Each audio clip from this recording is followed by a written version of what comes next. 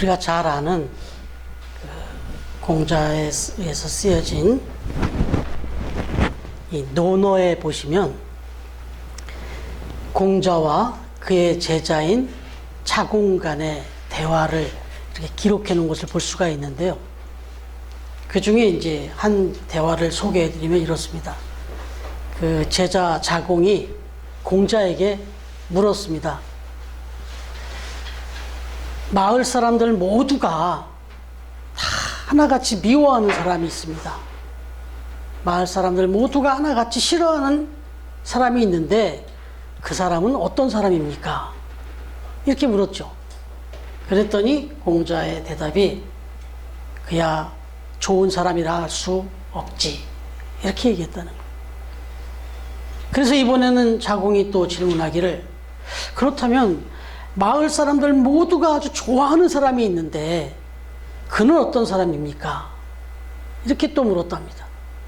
그랬더니 공자의 대답이 이번에도 그 사람도 좋은 사람이라고 할 수가 없지. 이렇게 얘기를 했다는 거예요.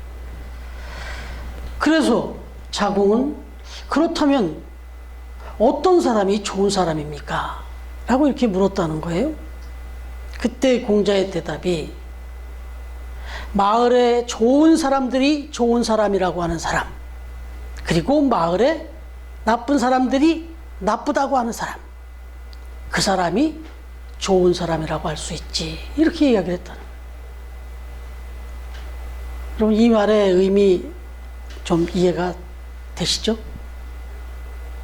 우리는 흔히 좋은 사람 그러면 모든 사람에게 좋은 사람이라고 칭찬받으면 아, 그 사람은 정말 좋은 사람이다 이렇게 얘기하기 쉬워요. 그러나 공자는 아주 뼈 있는 얘기를 합니다.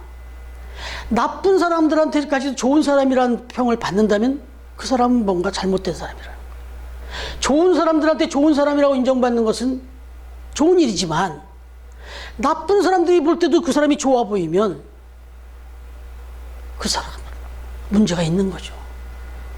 사실 조금 늦은 감은 있습니다만은 사실 우리가 앞으로 또 선거가 있으니까 어떤 사람을 뽑아야 되느냐 이런 생각할 때 중요한 판단 기준이 될 수 있어요. 악한 사람들이 좋아하는지 선한 사람들이 좋아하는지 그걸 구분해야지. 우리는 최대한 많은 사람이 좋아하면 그 사람이 좋은 사람이라고 얘기한단 말이죠. 이건 다수결의 문제가 아니라는 겁니다.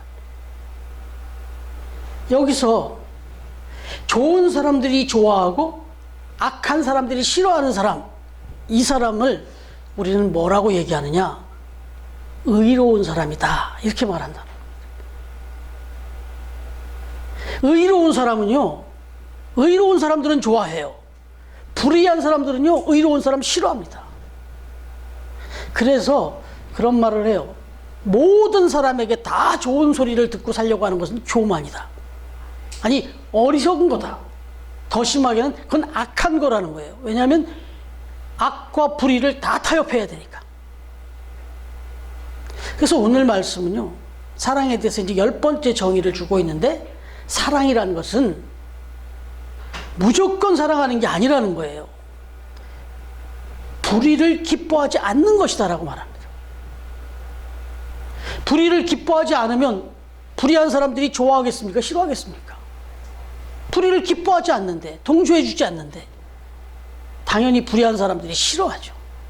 그러나 사랑은 그런 것까지 감수하면서라도 불의를 기뻐하면 안 된다. 이렇게 말해요. 지금까지 우리가 한 9가지의 그 사랑의 정의 내용을 보면 나름 그래도 부드러운 거예요. 사실 생각하면 좀 부드럽게 내 내면을 다지면서 이런 거였어요.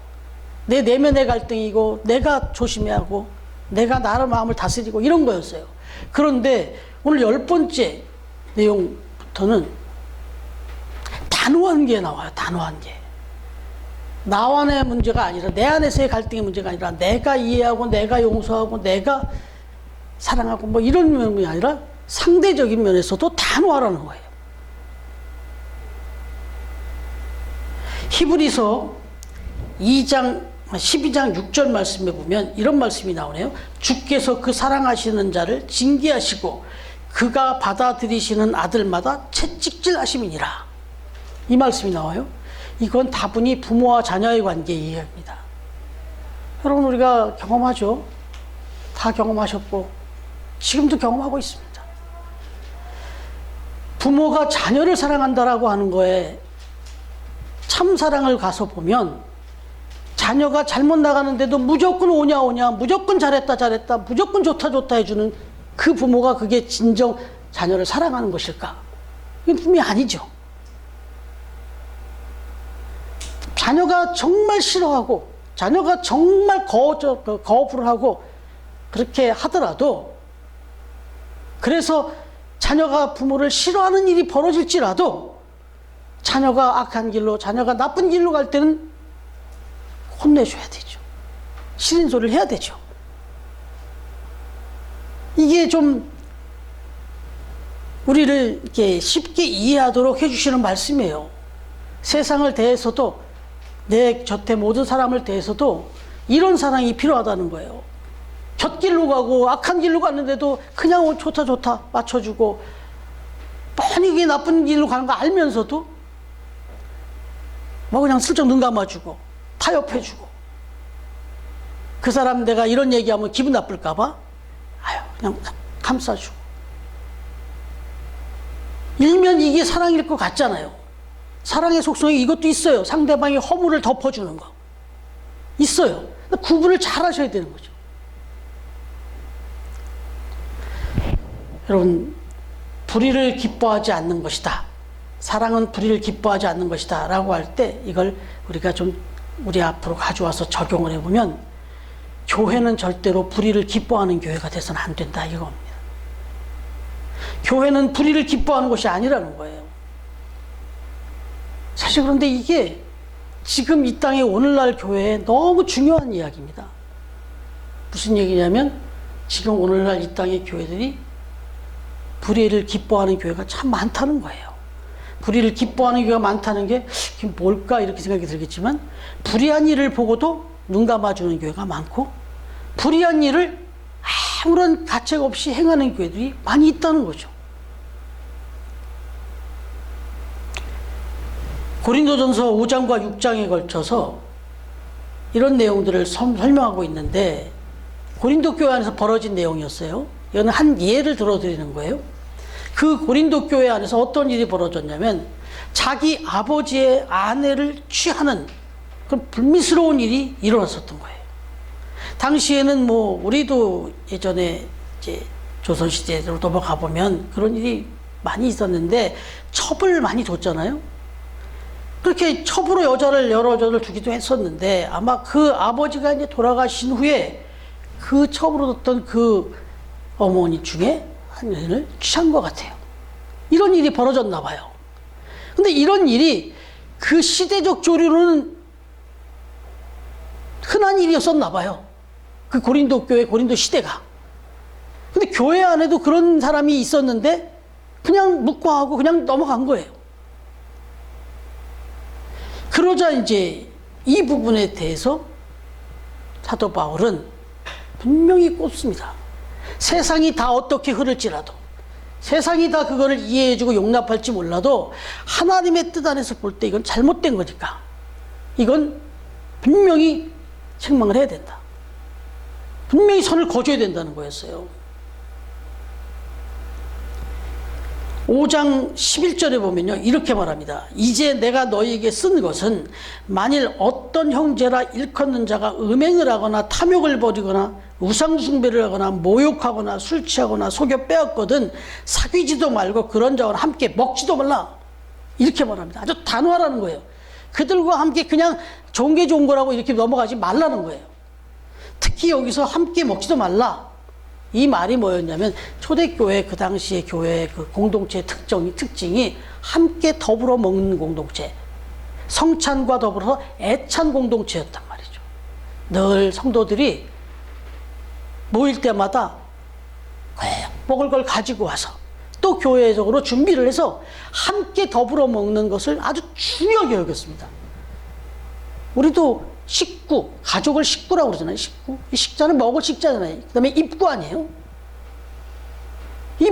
같이 먹는다는 것이 한 가족을 이루는 데 아주 중요한 거기 때문에 여기서 지금 그런 불의한 일을 행한 사람들을 권면하고 또 책망하되 안 받아들이면요, 함께 먹지도 말라는 거예요. 상대도 하지 말라는 거예요, 그런 사람을. 얼마나 단호한 겁니까? 그래서 13절에 가보면요, 이 악한 사람들은 너희 중에서 내쫓으라, 이런 말도 나와요. 아주 단호하게 하라는 겁니다. 권고해야죠. 권면해야죠.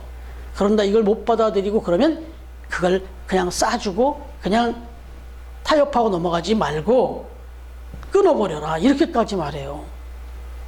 여러분, 지금 이 세상에 많은 교회들이 있는데 참 교회들이 힘이 없어요.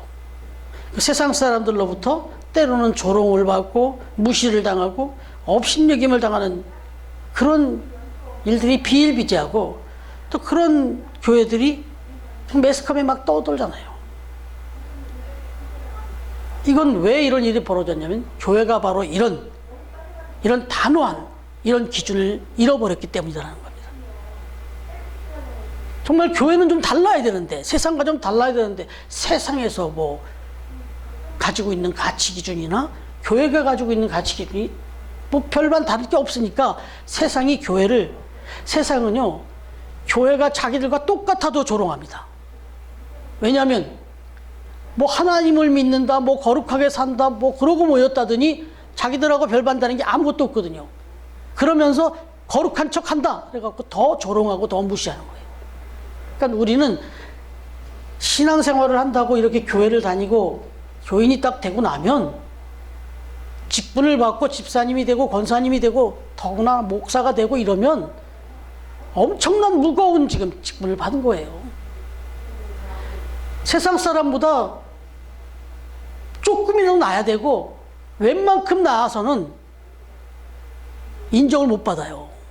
더 욕먹어요, 더. 그만큼 교회에 대한 기대치가 올라가 있습니다. 왜냐하면 불신자들조차도 교회는 하나님을 믿는다, 정말 인간하고는 비교될 수 없는 그런 거룩하신 하나님을 믿는 곳이라고 알고 있기 때문에 교회에 대한 가치 기준이 높아요. 그런데 제가 신학을 할 때, 학부 때예요. 그때 참 존경하는 그 조직신학 교수님이 계셨는데, 그분이 그 얘기를 하는 거예요. 1학년 때였습니다. 그런데 그분이 하시는 얘기가, 세상 사람들이 세상에서 그 불의함과 그런 거짓의 환멸을 느끼고, 그리고 그런 삶 속에서 자기도 오염되고 자기도 그렇게 부끄러운 삶을 살아가는 것이 너무 후회가 되고, 아, 이건 아니다 싶어서 좀 깨끗하게, 좀 거룩하게, 나도 좀 바르게 한번 살아보겠다고 신앙생활을 결단하고 교회를 나왔더니, 교회 안에 와서 보니까 자기가 세상에서 그렇게 싫어하고 정말 불의하다고 느꼈던 모습이 교회 안에 똑같이 있더라는 거예요. 그래서 그 모습을 보고 다시는 내가 교회로 발걸음을 옮기지 않겠다, 이렇게 마음을 먹고 떠나가는 일들이 벌어지고 있다. 이게 벌써 제가 이 강의를 듣는 때가 15년 전, 20년 전 얘기예요. 근데 지금 더 해요. 지금 더 합니다. 저도 사실 교육자로서 이 기준에서 아주 갈등할 때가 많아요. 여기서 단호하게 책망하고 끊어줘야 되는 부분인지, 아니면 여기서 포용하고 받아주고 위로해줘야 되는 부분인지, 이 기준 때문에 참 많이 갈등할 때가 있습니다, 교육자로서.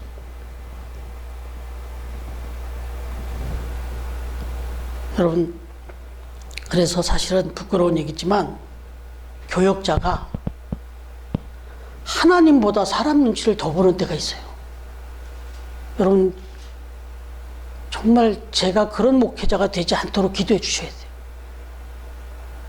제가 하나님 눈치를 봐야지, 제가 여러분들 눈치를 보면은 그 목사는 잘못된 거예요. 하나님의 관점에서 여러분들의 눈치를 보는 게 아니라 사랑으로 보는 건 괜찮지만, 눈치를 살살 보기 시작하면 이건 그 목사는 끝난 거예요. 근데 여러분, 왜 목회자가 눈치를 볼까요? 자칫 듣다 그 성도가 떠나면 어떡할까? 교회 안 나오면 어떡할까? 그러면은 교회가 당장 이렇게 숫자가 확 줄어들면 이거 어떻게 될까? 여러분, 제가 그런 목회자가 되지 않도록 기도해 주셔야 돼요. 정말 사랑으로 품고 인도하고 해야죠. 그러나 성도들 가운데 정말 불의한 일로 계속 그렇게 신앙생활을 하고 있을 때 단호하게 잘라드릴 수 있어야 돼요. 그래야 제가 하나님 앞에 바른 목회자가 되는 거예요. 그래서 갈라디아서 말씀에 그런 얘기하는 거예요, 사도 바울이. 내가 하나님께 좋게 하랴, 사람에게 좋게 하랴. 내가 사람의 마음을 살려고 그렇게 살았다면 나는 하나님의 종이 아니라. 이런 고백을 해요. 여러분, 이거를 또 조금 다른 차원으로 바꿔드리면, 여러분도 목회자의 눈치를 보면 안 돼요, 사실은. 하나님의 눈치를 보셔야죠. 그냥 목사님 마음에만 나지 않으면 된다. 목사님 마음에 정도만 들어주면 된다. 그리고 하나님의 눈치를 안 보면 이것도 큰일이에요. 다시 말하면 저와 함께 이렇게 신앙생활, 특히 교회 안에서 이렇게 교제하고 이러는 것보다 더 중요한 눈치를 봐야 되는 게 있는데, 여러분의 삶의 자리에 가서 하나님과의 관계, 그 관계가 훨씬 중요한 거죠. 여러분, 교회라고 하는 것은 우리 사도신경을 고백할 때 이렇게 얘기하죠. 거룩한 공교회와 성도의 교제, 이런 말이 나오고 이런 고백을 해요. 우리는 거룩한 공교회로 모이고 성도의 교제 가운데 모이는 그런 것을 믿는다, 이렇게 고백을 하는데, 여러분, 이 교회라는 말, 성도라는 말 아시겠지만 한 번 더 찝어드리면, 교회라는 말은 이 헬라어로 에클레시아라는 말인데 밖에서부터 불러내었다라는 뜻입니다. 아니, 밖으로 불러내었다, 이런 뜻이에요. 이게 무슨 뜻이냐면, 세상 가운데서 그 죄로 물든 세상에서 구별해서 이렇게 건져내었다. 그래서 세상과 구별해내었다. 이게 에클레시아고, 이게 교회라는 뜻이에요. 성도는요, 세인트. 여러분, 성도 그러면 아주 흠이 1도 없는 아주 깨끗한 홀리한 이런 사람을 성도라고 얘기하죠. 그러나 또 한 가지 성은, 이 거룩이라고 하는 것은 깨끗하게 흠이 없는 것도 있지만 일단 구별되었다는 뜻이거든요. 구별. 뭐랑 구별이 됐다는 거예요? 세상과. 어떤 세상? 죄악으로 물든 세상. 이 세상과 구별되었다는 뜻이 성도란 말이죠. 그래서 고린도전서 1장 2절에 보면 이렇게 말하죠. 고린도에 있는 하나님의 교회, 곧 그리스도 예수 안에서 거룩하여지고 성도라 부르심을 받은 자들, 이런 말을 한단 말이에요. 바로 저와 여러분은 우리가 무슨 세상보다 엄청나게 깨끗하고 정말 홀리해서 하나님이 우리를 하나님의 자녀로 삼아주었던 것이 아니라 그렇게 살라고 불렀다는 거죠. 세상 가운데서 그렇게 세상의 흐름 가운데 세상의 죄악과 세상의 불의에 그냥 아무런 개념 없이 그냥 똑같이 그렇게 살아가지 말고, 이 세상을 변화시킬 그런 사명을 가지고 나와서 이제 구별된 모습으로 세상에 다시 들어가서 세상을 변화시켜라. 그런 뜻으로 우리 불렀다. 그런 의미에서 우리를 성도다, 이렇게 얘기하는 거죠. 우리는 직분 이야기할 때 집사님, 권사님, 장로님 이런 직분 아직 못 받은 분들을 성도라고 이렇게 부르기가 쉬운데, 그러니까 평신도 이렇게 얘기하고 가장 아직 신앙생활이 좀 연조나 수준이 조금 낮으신 분을 성도라 이렇게 생각하는데, 아니에요. 모든 직분보다 가장 중요한 아주 거룩한 호칭이 있다면 성도입니다. 여러분, 그래서 불의를 기뻐하지 않는 교회가 중요하고, 더 구체적으로 들어가서 불의를 기뻐하지 않는 성도가 되어야 된다, 이런 얘기죠. 이 이야기를 또 사도 바울이 했던 이유가 중요한 얘기입니다. 불의를 기뻐하지 않는 성도가 되라는 말 속에 하나의 예를 들어주고 있는데, 이것도 고린도전서 6장 7절에 나오는데, 이건 누가 한번 찾아봐 주실래요? 고린도전서 6장 7절.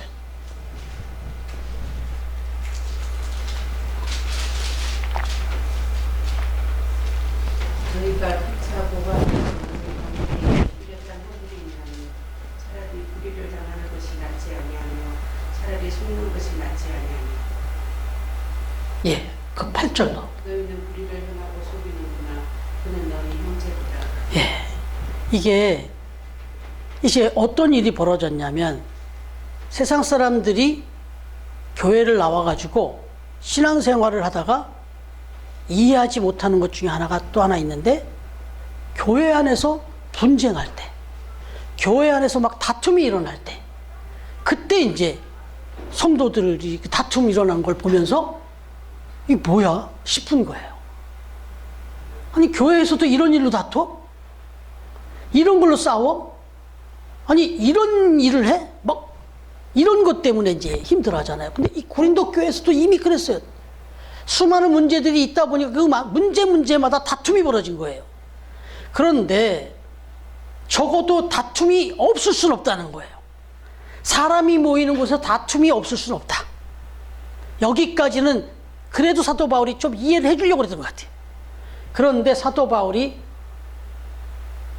불의한 성도가 되면 안 된다라고 했던 것은, 사랑은 불의를 기뻐하지 않는 것이라고 했는데, 그 불의가 뭐였냐면, 이 다툼을 가지고 하나님 앞에서 풀어야 되는데, 말씀을 갖고 풀어야 되는데, 사랑으로 풀어야 되는데, 이걸 갖고 세상으로 나갔던 거예요. 그 당시에도 그런 송사를 해결해주는 법정들이 흔하게 있었던 거예요. 그래서 그걸 들고 나가서 세상 법정에다가 이걸 해결해달라고 고발을 한 거예요. 이런 일이 벌어진 거예요. 그런데 그 분쟁 날 때마다 갖고 나가니까 그 분쟁거리가 너무 다양한데, 그걸 판결해주는 사람이 볼 때 이건 우리끼리는 그냥도 풀어버릴 것 같은데, 이건 교회 다닌다는 것들이, 하나님을 믿는다는 것들이 이런 걸 갖고 와서 해결해달라고 해? 이렇게 된 거예요, 이제. 세상 사람도 이 정도 문제는 술 한잔 먹고 풀 수 있을 문제 같은 거를, 이걸 죽이니 살리니 하고 세상에 갖고 나왔더라는 거예요. 이건 정말 불의한 거다. 바보 같은 짓이다. 이건 정말 하나님을 욕되게 하는 짓이다. 사도 바울이 그랬던 겁니다. 여러분, 제가 그 세미나 때 이제 들었는데, 저기 강동구에 그 제일 큰 교회 있잖아요, 명성교회. 그 교회에는 이제 다양한 그 계층의 아주 좀 전문가들, 또 조금 고위직에 있는 분들이 많이 다니잖아요.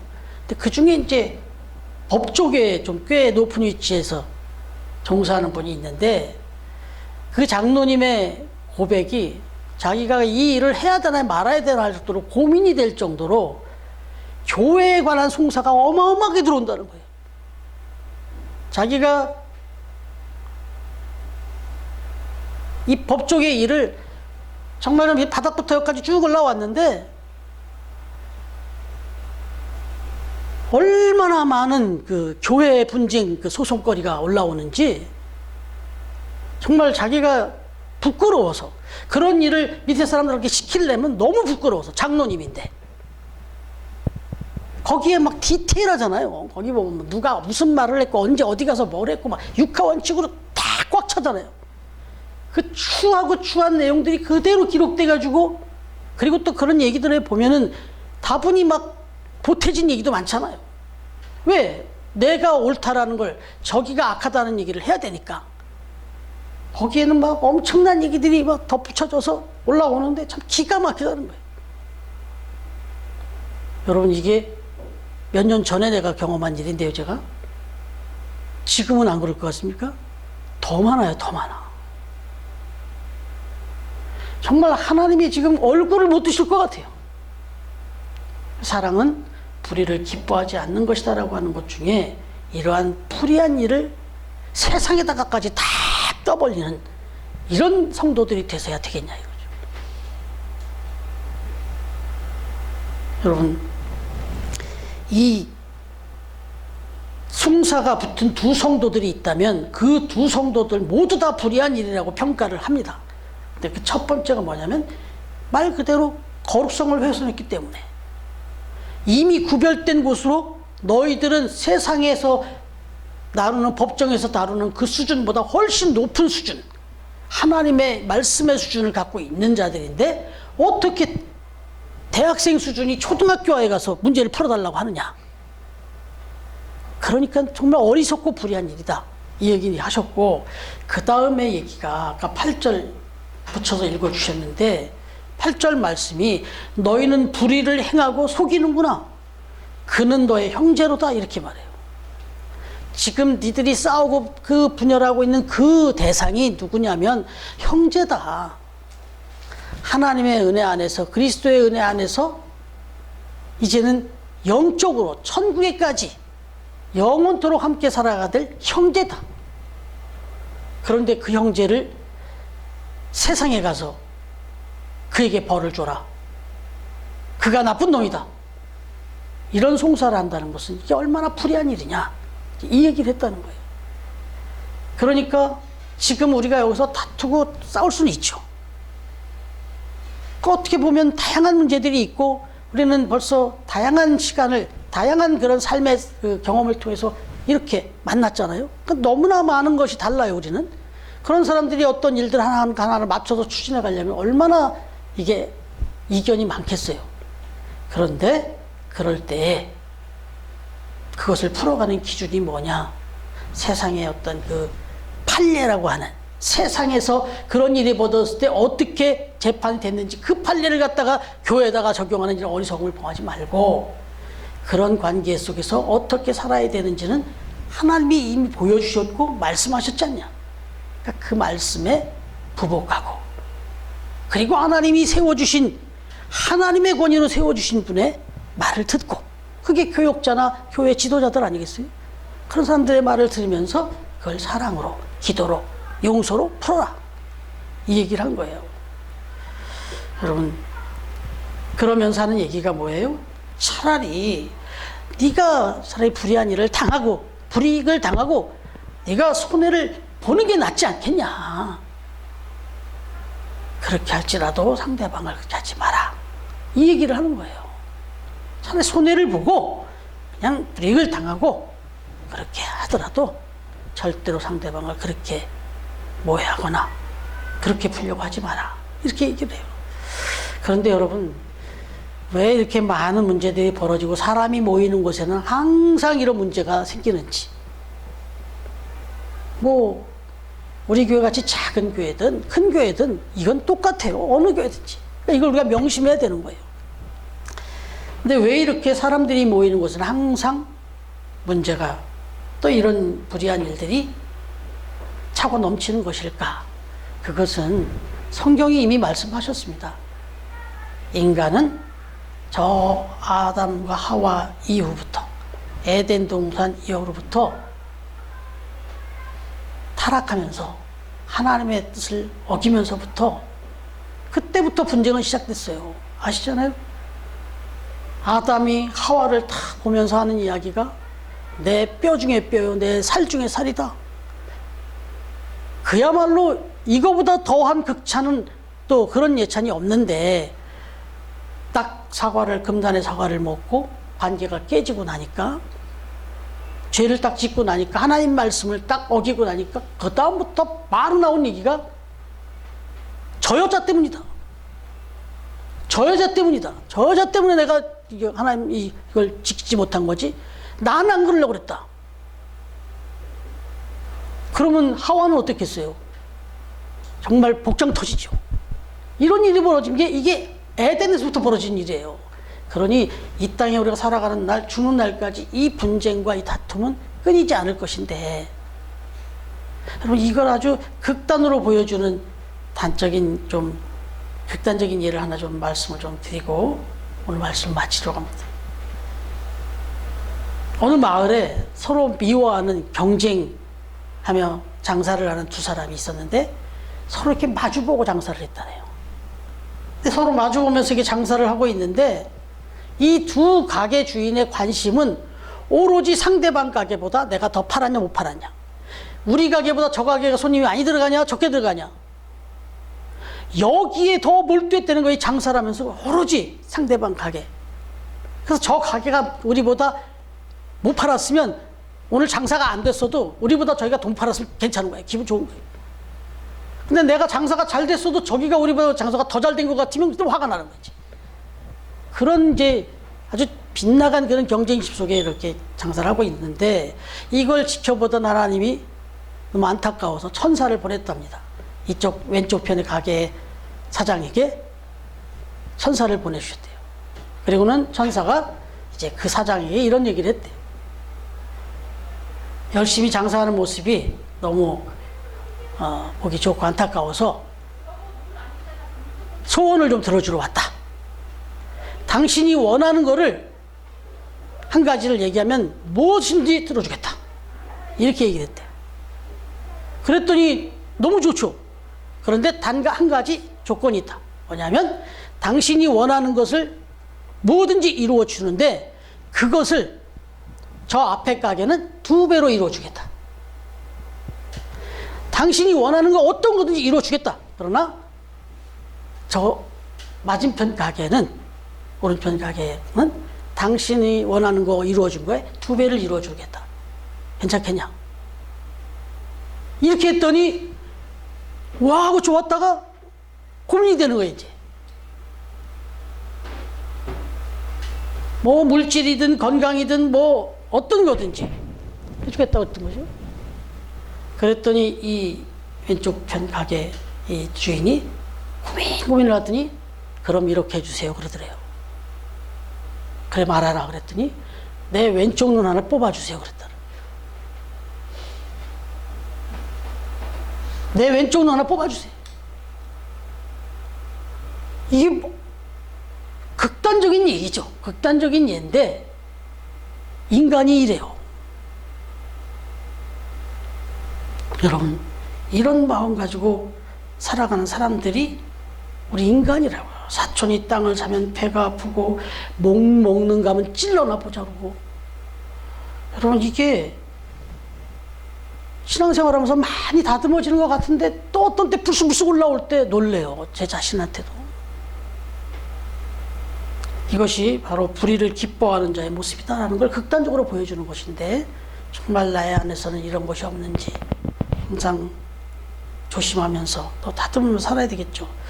하나님은 우리가 불의를 기뻐하는 삶을 살지 않기를 원하신다는 겁니다. 그래서 다음 주에는요, 이제 불의를 기뻐하는 삶을 살지 않는 것, 여기서 한 걸음 더 나가서 진리와 함께 기뻐하는 삶을 살라. 그게 사랑이다. 이제 이렇게 말씀하는데 이 부분을 우리가 나누러 갑니다. 바라기는 우리 처음 교회가 세상의 불의에 대해서 타협하지 말고 단호하게 의의를 선포하는 그런 빛과 소금의 역할을 가정에서 또 나의 일터에서 나의 삶 가운데 그렇게 당당하게 역할을 감당하는 그런 우리 처음 교회, 처음 가족들이 되어질 수 있기를. 그래서 결코 이 불의한 세상으로 성도 간의 문제를 막 가지고 나가서 떠벌리고 하나님의 이름과 교회와 성도의 정체성을 훼손하는, 하나님의 이름을 이렇게 망령되이 일컬어버리는 이런 일이 없도록, 오히려 상대방에게 불의를 행한 일이 없는 정말 화목하고 아름다운 그런 성도, 그런 교회가 되어질 수 있기를 주님의 이름으로 축원합니다.